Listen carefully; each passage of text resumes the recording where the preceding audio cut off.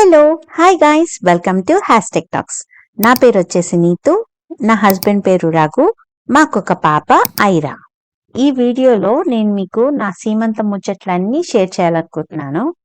ఇదైతే మాకు second pregnancy, కానీ సీమంతం అయితే ఫస్ట్ టైం చేసుకుంటున్నాను. ఎందుకంటే ఫస్ట్ బేబీ టైంలో కోవిడ్ సిచ్యువేషన్స్ వల్ల రఘు మలేషియాలో ఉండి నేను ఇండియాకి డెలివరీకి వెళ్ళాను. సో రఘు రాలేని పొజిషన్ అన్నమాట.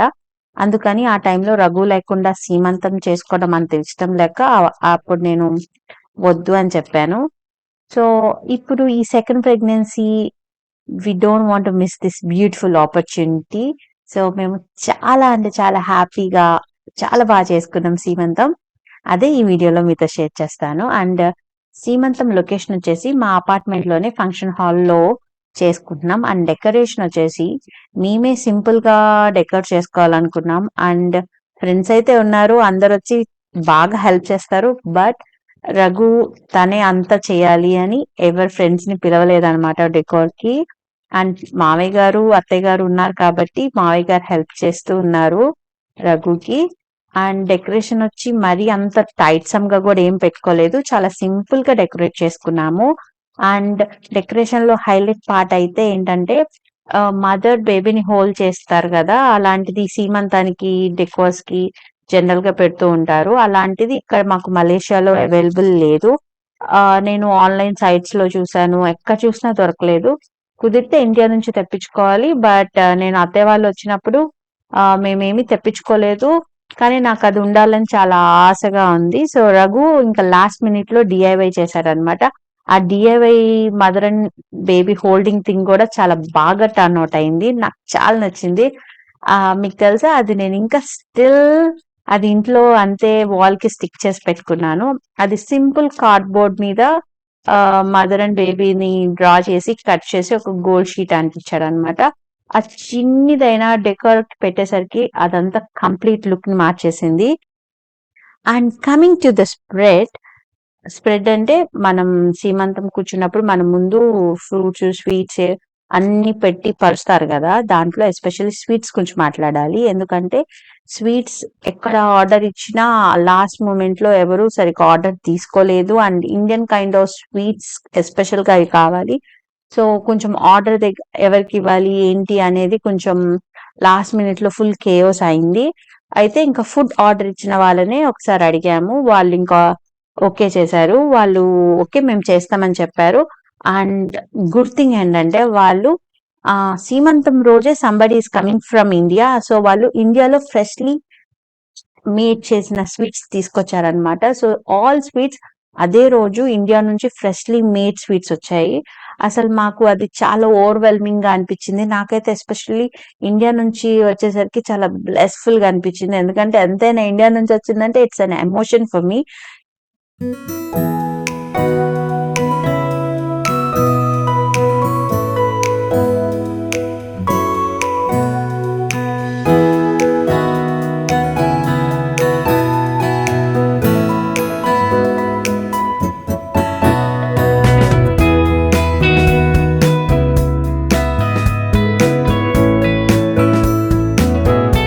అండ్ నాకు నా సీమంతానికి చాలా చక్కగా రెడీ అవ్వాలని ఉంది. చక్కగా అంటే మేకప్ ఆర్టిస్ట్ ని పెట్టుకుంటే వాళ్ళు మంచిగా రెడీ చేస్తారు కదా అని మలేషియాలో ఆల్మోస్ట్ నాకు తెలిసిన అన్ని మేకప్ ఆర్టిస్ట్ని చూసి గ్రేడ్ చేసి ఒకరిని సెలెక్ట్ చేసుకొని వాళ్ళకి అడ్వాన్స్ కూడా పే చేశాను. After paying the advance my actually fear has started. What if ఆ మేకప్ ఆర్టిస్ట్ నన్ను రెడీ చేసినా కూడా నాకు నేను నచ్చకపోతే, నేను ఒక కొత్త పర్సన్ లాగా మేకప్ లో కనిపిస్తే ఎట్లా? ఆ సాటిస్ఫాక్షన్ ఉండదు. మళ్ళీ బ్యాక్ ఫొటోస్ వీడియోస్ చూసుకున్నప్పుడు అరే నేను ఆ రోజు మంచిగా రెడీ అవ్వలేదన్న ఫీలింగ్ మనకి క్యారీ ఫార్వర్డ్ అయిపోతుంది. ఎస్పెషల్లీ గర్ల్స్ కి ఆ kind of feelings carry forward అవుతాయి. అందుకని నేను ఇంకా మళ్ళీ మేకప్ ఆర్టిస్ట్ ని క్యాన్సిల్ చేసేసి, లేదు నేనే ఓన్ గా రెడీ అవ్వాలి అని చెప్పేసి డిసైడ్ అయిపోయాను. అండ్ శారీ ప్రీ ప్లీటింగ్ చేపించుకున్నాను. అండ్ శారీ డ్రేపింగ్ కి అండ్ హెయిర్ స్టైల్ కి నా ఫ్రెండ్ హెల్ప్ చేసింది. అండ్ నేనే లైట్ గా మేక్ ఓవర్ చేసుకున్నాను. అండ్ నా look, Raghu look and Aira మా ముగ్గురు లుక్ మా సీమంతానికి ఎలా ఉండాలి అనేది నేను ఎలా పిక్చరైజ్ చేసుకున్నాను, ఎవ్రీథింగ్ అలానే వచ్చింది. అండ్ డెకరేషన్ లో కూడా నా favourite mother holding the baby ఖచ్చితంగా ఉండాలనుకున్నాను. అది కూడా వచ్చి ఎవ్రీథింగ్ జస్ట్ పుట్ టుగెదర్ లాగా అన్ని పర్ఫెక్ట్ గా ఆ టైంకి ఎగ్జాక్ట్ గా బాగా జరిగాయి.